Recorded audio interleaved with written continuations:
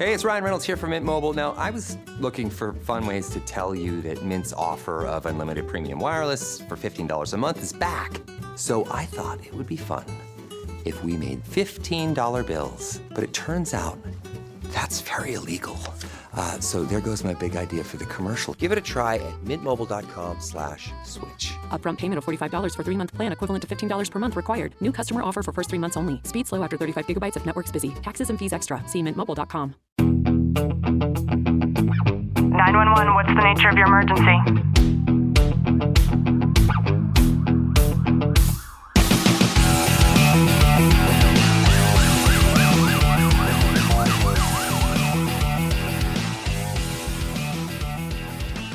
Welcome back to the Tactical Living Podcast. I'm your host, Ashley Welton, joined by Sergeant Welton. Glenn, how are you? I'm good.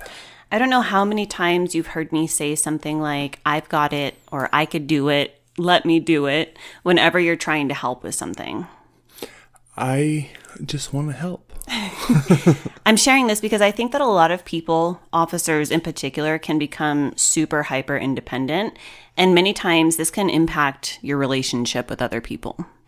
You know, it's for me, like, I just want to make your life easier. And it's one of those things, like, I always want to be able to do it for you because I know how busy you are and I want to take that pressure off of you. Yeah, and I think that in particular for officers, when you work a career where your lives depend on your ability to take charge and to push through the pain, it's really no wonder why a lot of first responders actually struggle to be able to ask for help. I know for me, like, it's not a struggle to ask for help. It's more of a motivation wanting to alleviate a pressure or whatever else may be. And it's hard to let go of that control sometimes. And I recognize that. And it's being able to be willing to accept that help. Yeah, and when it comes to relationships, I think that there's a lot of kind of indicators, whether you're a first responder or not, as to whether or not hyperindependence is affecting your relationship. And I know one of them could be that you're refusing help even when you're struggling. So let's say that you're overwhelmed at home or at work and you don't delegate or even ask for any kind of support. When you do this, this can lead to things like burnout, resentment, and even missed opportunities to be able to connect with other people.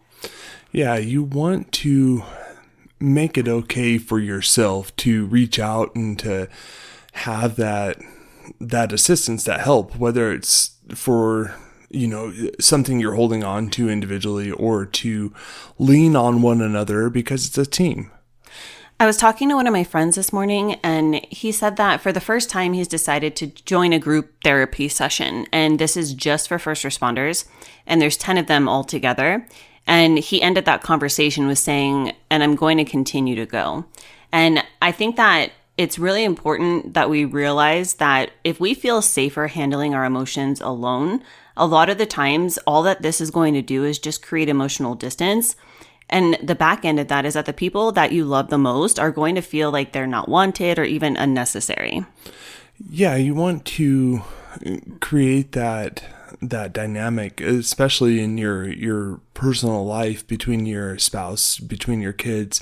You want to be able to have conversations with them and incorporate them because, like, just like we make a team at work, like with your patrol officers, with your partners, whoever it may be, you want to have that same dynamic at home. I know that there are a lot of people that equate vulnerability with weakness. And I think this is something that our parents instilled in us, mostly the men in the generation of our dads.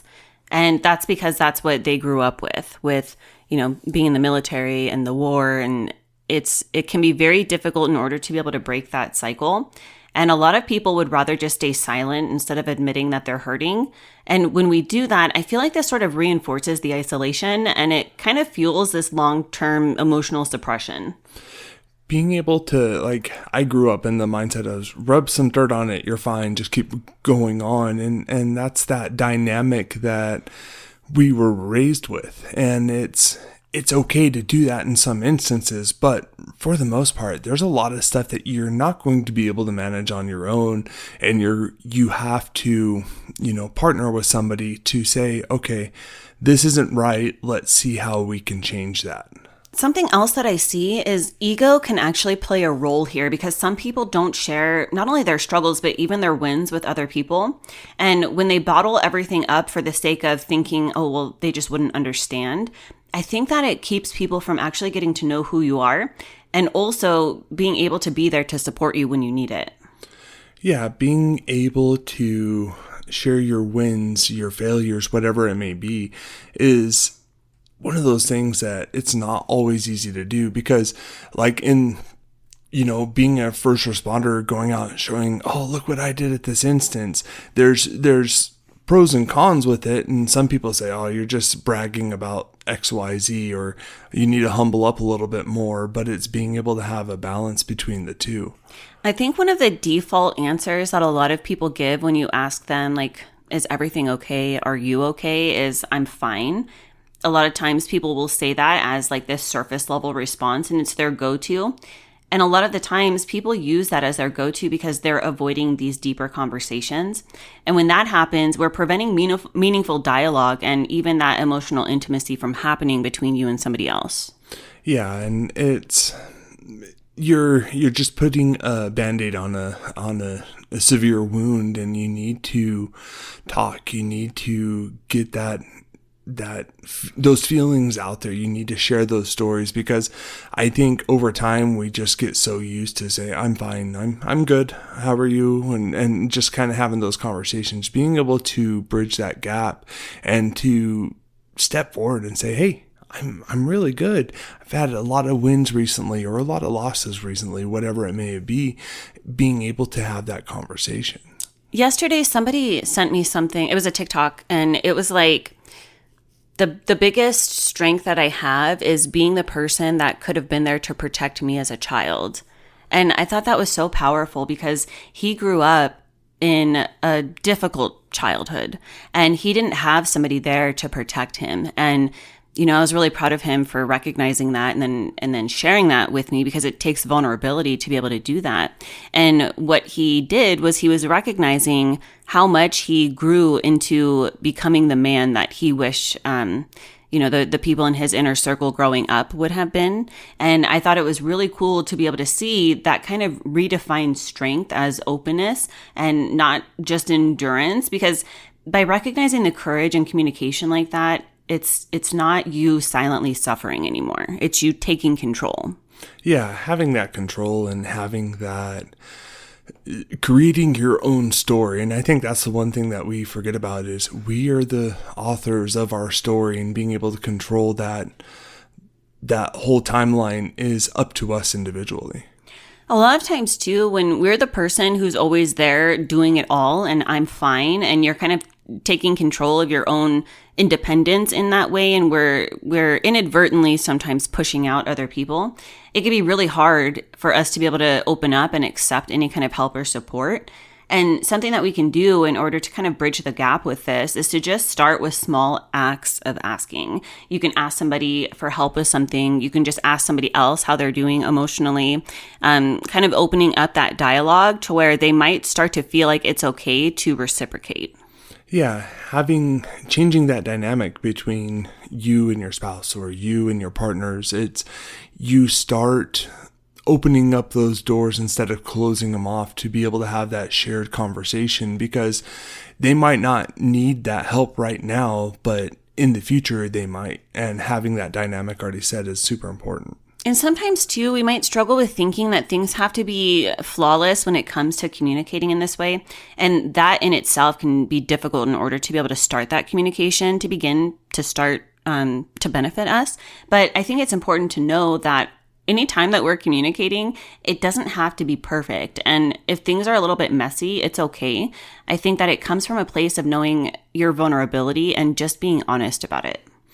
Honesty for yourself and for sharing that your own personal feelings associated to other stories is super important, because when you start creating that dynamic, you're showing yourself and others that it's okay to make mistakes. Something else that I've seen is a lot of people have a support system. Maybe they've started to create that inner circle, but they don't use it, right? They don't reach out to their peers or their friends or their people that are in that sphere of influence. And, it's great to be able to create a circle like that, but I think it's most important to actually follow through and then start to utilize it.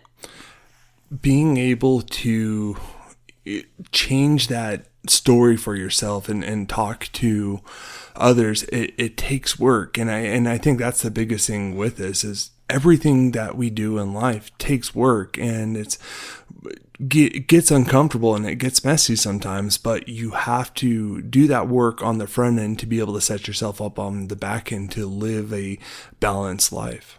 Something for me that really made a big impact was when I learned that I needed to stop expecting me out of other people. And when we do that, then we realize that it's not just about I've got this, but we've got this. And anytime that we're allowing that kind of connection to take place, and we understand that we don't need to have this element of hyper-independence as a form to be able to protect us from disappointment, which I have and continue to struggle with. Breaking through that allows us to realize that we can actually have a deeper connection on the back end of things. Yeah, having that shared dynamic is one of those things that we want to create for ourselves to really move forward and to push through whatever pros or cons or goods or bads that we're facing. I hope you've gotten some value out of today's episode. If you have, do us a favor, drop a review, subscribe down below, and as always, know that I'm sending you a long, tight hug from my home to yours.